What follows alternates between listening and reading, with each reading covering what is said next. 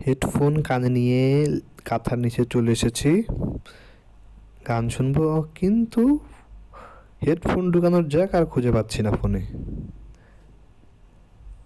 আমার ফোনটি আমি নতুন কিনেছি S21 FE, কিন্তু এর সাথে কোনো হেডফোনের জ্যাক নেই। কি একটা অসুবিধা! নেই, কোথাও নেই, হেডফোনের কোনো জ্যাকই নেই। তো একটু ঘাটাঘাটি করলাম, কি হলো, পরে দেখলাম এটাতে এয়ারবাড ইউজ করতে হবে। তাই আমি চলে এলাম ইন্টারনেটে, দেখি একটা এয়ারবাড খুঁজতে। তো গুগল আমাকে প্রথমেই অ্যাপল গ্যাজেটের পেজটি পেলাম। তো এখানে যা দাম দেখাচ্ছে, গ্যালাক্সি বাড 2 প্রো এর দাম 15,000 টাকা, 15,500 টাকা, যেটি আমি কিনতে ইচ্ছুক নই। এত টাকা দিয়ে ইয়ারবাড কেনার সামর্থ্য আমার নেই। তো এখানে যা আছে সব গ্লাক্সের ইয়ারবাডগুলো দাম অনেক বেশি, যেমন 8,000 টাকা, 7,000 টাকা এবং 12,000 থেকে 15,000 টাকার মতো। তো এগুলো হলো আনঅফিসিয়াল। যদি অফিসিয়াল কিনতে যাই তার দাম আরও বেশি পড়বে, যেমন 26,000, 24,000, 20,000 টাকা এরকম ইয়ারবাড। তো আমি এত দামের মধ্যে না যেয়ে আমি চলে এলাম দারাজে 2,000 টাকার মধ্যে কোনো ইয়ারবাড কিনবো। তো প্রথমে রিয়েলমির যে ইয়ারবাডটা দেখতে পাচ্ছি সেটার দাম 2,500 টাকা, কিন্তু এটি রিভিউ ভালো না, 4.2, যেটি ভালো না। তো পরবর্তী একটা দেখি। এটি মোটামুটি ভালো, কিন্তু এর প্রাইস খুবই কম। আমি এত লো কোয়ালিটির প্রোডাক্টও চাই না।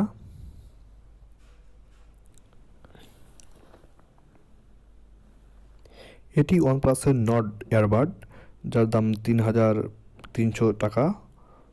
তো প্রাইসটি একটু বেশি, কিন্তু প্রোডাক্টটা ভালোই হতে পারে। আমার বাজেট 2,000, তাই আমি এটি নিব না। এটির রিভিউ ভালো ছিল।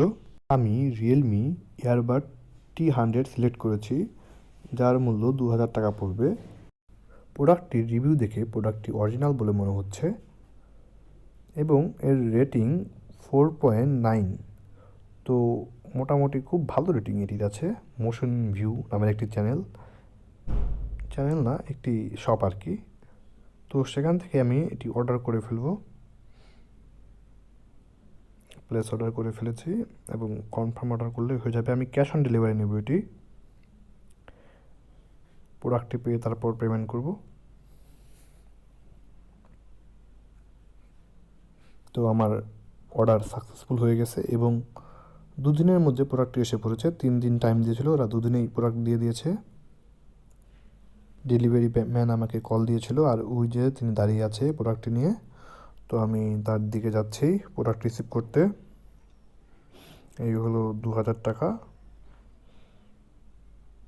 এবং এই যে আমার ডেলিভারি প্রোডাক্টটি এসে পড়েছে। প্রোডাক্টটি ভালোই র্যাপিং করে দিয়েছে। দেখি আনবক্সিং করে ফেলি। এই হলো আমাদের চিপ গ্যাজেটের চিপ কাটার ব্লেড। বিসমিল্লাহির রহমানির রহিম। পেপার সাইডে রাখলাম, আর এই যে আমাদের মেইন প্রোডাক্টটি ভালোই র্যাপিং করে দিয়েছে।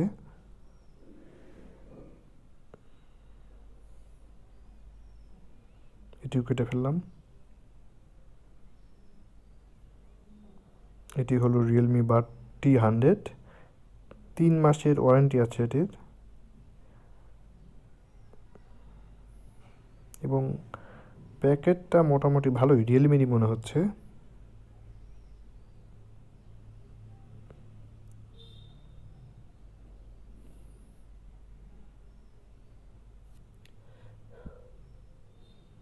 তো এটি খুলে ফেলি আমরা।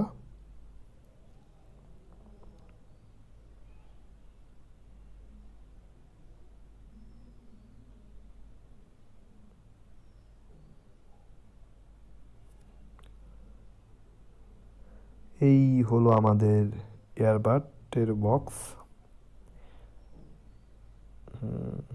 আর এর সাথে কি কি আছে দেখি। এর সাথে আছে হলো একটি ডাটা কেবল চার্জ দেওয়ার জন্য, ভালোই মজবুত। আর এই কিছু বই বা ইউজার ম্যানুয়াল, এগুলো পরে পড়ব। এগুলো পরে আমরা এটি কীভাবে চালাতে হবে, কী কী ফাংশন আছে সেগুলো বুঝতে পারবো আর কি। আর এই হলো আমাদের ফাইনাল প্রোডাক্ট। এটি অনেক শক্ত, শক্তি দিয়ে, হ্যাঁ অনেক শক্ত ছিল এটা, এবং অনেক ভারী, হেভি একটি বক্স। আর এই ছিল আমাদের বাড দুটি। ভালোই প্রিমিয়াম মনে হচ্ছে এর লুক, ওয়েট এবং ডিজাইন। তো আমরা এখন এর সাউন্ড কোয়ালিটিটা চেক করব।